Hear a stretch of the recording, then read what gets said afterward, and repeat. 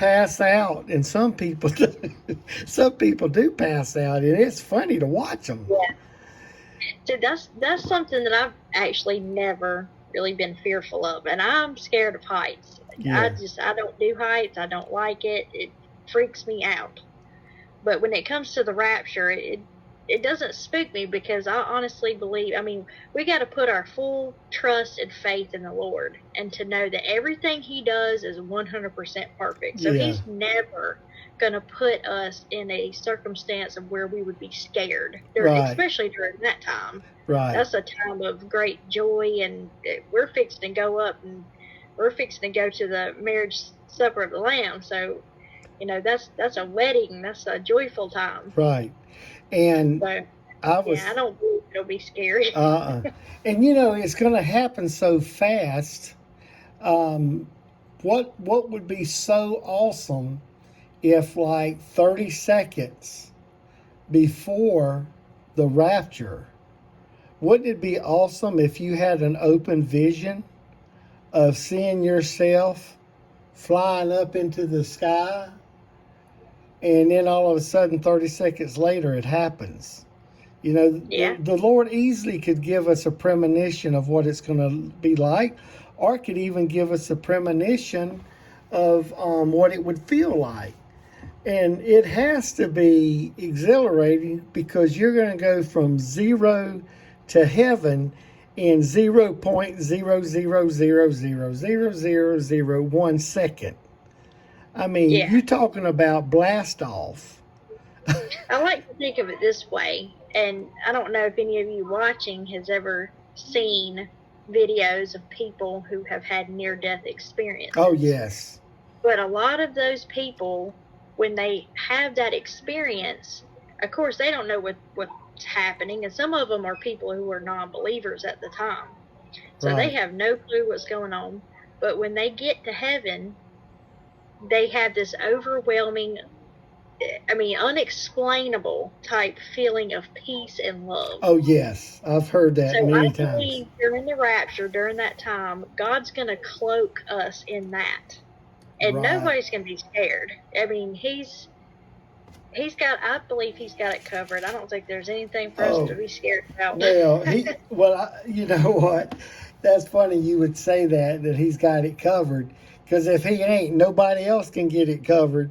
Right. But I mean, seriously, it's going to happen faster than the speed of light because oh, yes. the non-believers are not going to see the rapture happening. That's right. Somebody who's talking, say you're a believer and you're talking to a non-believer when it happens, it's going to happen so fast that you're going to disappear faster than they can see you disappear. Oh, yes. So, I mean, it's going to happen so fast you probably not even going to know what went on until you're in the air right in front of his face. And, you know, and with that, I just like, I scratched myself, but I think I'll live. But anyway, one thing I'd like to say with that, excuse me a second, that could you imagine being here on earth and then all of a sudden being in heaven? I mean, yeah. I think along with not only getting a glorified body, but we're also at the same time going to have the mind of Christ. Yeah. And I don't think we're going to hit the clouds or heaven and be thinking, well, what happened? I got to go to work today. I got to fix food, or good old chicken salad sandwiches or something, you know. I mean, yeah. So with that, I think at the same time that our glorified bodies, we are transformed. I think our mind's going to instantly be transformed to the mind of Christ, and we'll know everything that's going on, because the last thing the Lord needs is millions of believers saying, "What's going on? What's going on? What's going on?" And but you know, let me read this in Revelation chapter 4. Let's see here. get on over there. Revelation chapter 4. We all know what it says, but I want to read it. It says, after this. What is he talking about? After what? Well, Jesus just got through prophesying to the 7 churches, telling them what's going to happen. So he said, after this. So in other words, after Jesus got through talking to the churches, and the last church was the Laodicean church, which is the church that was more concerned about their personal things than they are the things of God. He said, I looked, and there was a door opened in heaven. The first voice which I heard was a trumpet talking with me. And it said, come up here, and I will show you things which must be hereafter. Now, if that man didn't experience a rapture, you tell me how he didn't. Because it says immediately I was in the Spirit.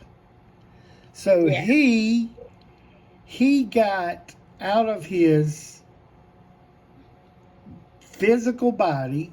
I think the Lord suspended him physically, and he was in the Spirit. So he stepped out of the physical realm and into the spiritual realm where he could see things.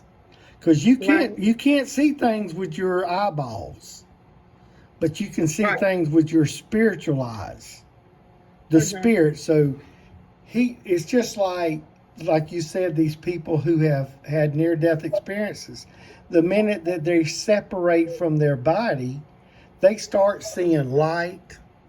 They start seeing Father John and Brother Jimmy and whoever else. And there's been people that have seen some just miraculous things. I've seen videos of people who've said that the colors there, it's almost unexplainable. It's like you can't describe them to the highest degree of what color. There's more colors there than we see here. That's almost unbelievable, because there's over like 16.7 million colors and variations of colors.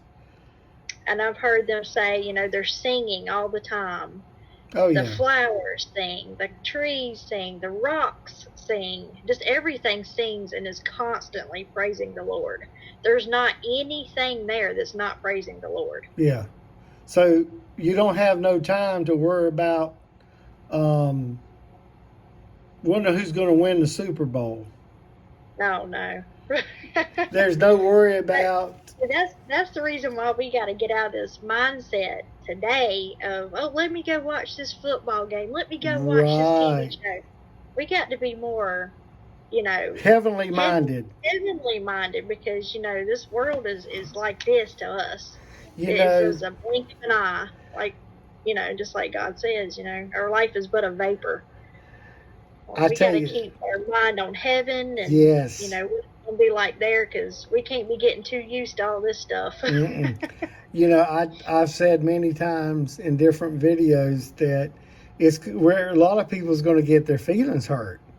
They don't want to turn loose that cell phone or that Snapchat or that TalkTick and all these other fun things to do, and they're going to get up to heaven and it's not going to be none of that.